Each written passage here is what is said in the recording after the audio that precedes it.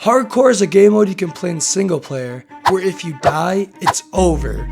You're unable to play on your world anymore, and other than spectating what remains of it, you're powerless to continue. So you may be asking yourself, who would actually play in a world like that? Well, a lot of people apparently, and the reason for this might shock you, as it has less to do with game mechanics and more to do with what we desire to achieve in real life. When we started playing on our first survival world, we really didn't know what to expect. We may have seen a couple YouTube videos about the game, but being on that world for the first time was an experience like none other.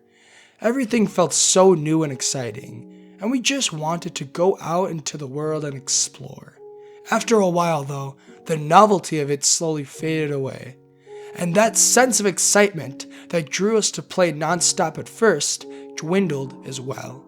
Fortunately for us, we can raise the difficulty to make the game exciting again, because the harder difficulty makes survival more challenging and rewarding overall, like how it was when we first started playing. This is the main thought process behind people who play hardcore. To make the game more exciting and fun, they need to add risk and challenge into the equation. And hardcore just so happens to be the hardest difficulty you can play on in Minecraft. And can you really blame them for wanting the dangers of hardcore? Because as humans, we seek things that are uncertain. That's why it's so thrilling to do something that you're uncomfortable with. Take for example camping in the winter.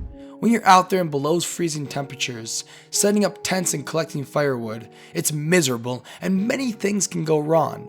I mean, there's a serious probability of injury or even death out there, but that's why people do it. Because when you're at the campsite, you will appreciate the things we take for granted in day-to-day life, like food, water, warmth, clothing, and shelter.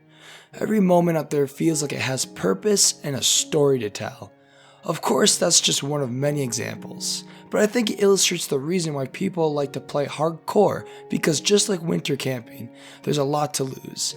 And this even makes mundane tasks in Minecraft thrilling and exciting. Whenever you mine, it could be your last trip.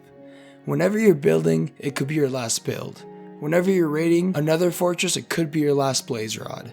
Because of what the consequences could be, all of these events force you to respect them more and treat them with a much higher sense of prestige. Throughout our lives, we spend much time watching other people's success and fantasizing of a life like it of our own. But the truth is that most successful people had to sacrifice greatly. And to do so, they risked many things ranging from time, opportunity, and possibly even close family and friends. We all have our dream scenarios that we wish would come true, but most of the time, our own fears and insecurities stop us from chasing them. This is the real reason hardcore is as popular as it is. The uncertain nature of hardcore really does emulate the thrill and adventure we seek in real life.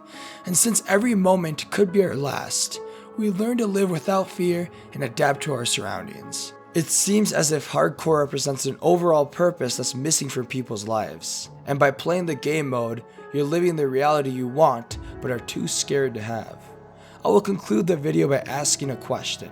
If we enjoy hardcore because of the reasons listed previously, why can't we channel that energy into the goals that we want to achieve in real life?